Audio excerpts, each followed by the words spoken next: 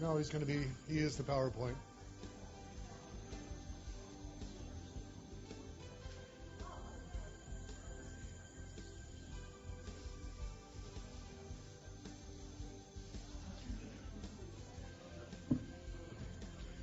Okay, let's come on back and settle into our seats. Going into this dark day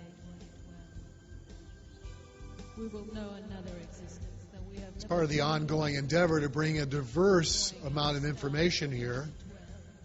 We've heard from every sector, and now we're about to hear from an even different perspective. As we know, the information that's been coming through for the last several years has brought in, new layers of unpeeling our ancient backgrounds and perhaps our potential futures. But one of the things that's been brought up again and again from the beginning is that several individuals have stepped forward and they've offered revelatory information from their personal experiences that has really shocked the world, the so-called whistleblowers. And one of the most prominent names in recent history, since 1997 anyway, is Colonel Philip Corso, whose book, The Day After Roswell, which was a compendium of his experiences from what he knew and then going back into history and revealing some of the information that's been prevalent and hidden from us on a public basis. And he reached a point in his life where he said, well, I'm going to let it go. I'm going to let it all out. And it totally shocked the world in many, many cases, and included shocking his own family. His son, who grew up an army brat, basically, and living his life as a mechanical engineer and going along nicely, and suddenly his father comes out with this book that rocked the world as we know it. And it changed his life as well, just to be affected by that. Of course, Colonel Philip Corso has passed on, but fortunately, his son has taken up the legacy. He's taken up the cause because there's still more information that was left behind in form of notes, which has subsequently been made into an upcoming book. And these are some of the interesting stories that he'll also be sharing with us, as well as opening up the floor to questions with some of the things that he knows. But it should be very interesting because I understand that he will also bring in his father's essence as part of a channeling experience. So please welcome, if you would, Phil Corso, Jr.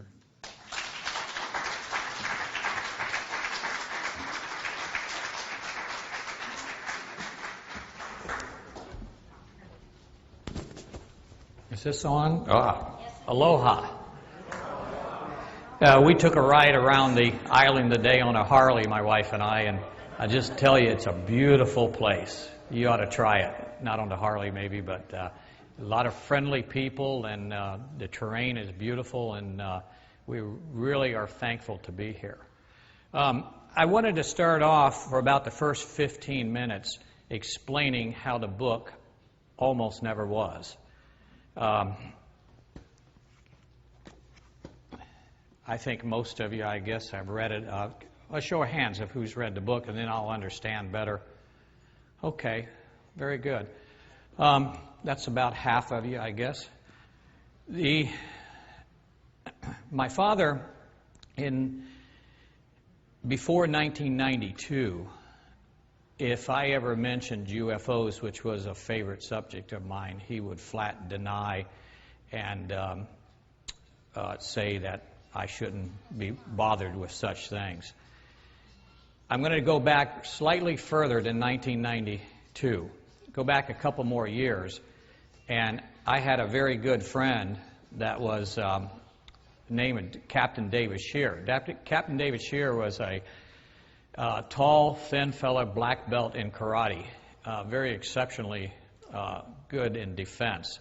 David also could read the Chinese, I don't know what it's called, of the eyes, to where he could tell your respiration. Pardon me? Iridology. There you go. Yeah, iridology. And he was very good at it.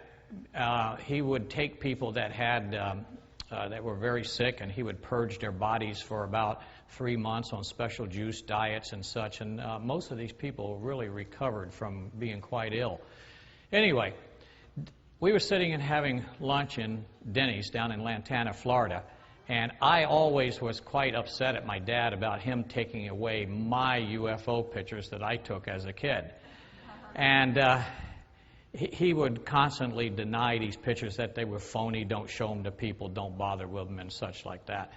My wife can confirm that because it became a very sore subject. Well, one time when we were eating this dinner, Dad got up to go to the restroom, and I was questioning him about my pictures, where they were.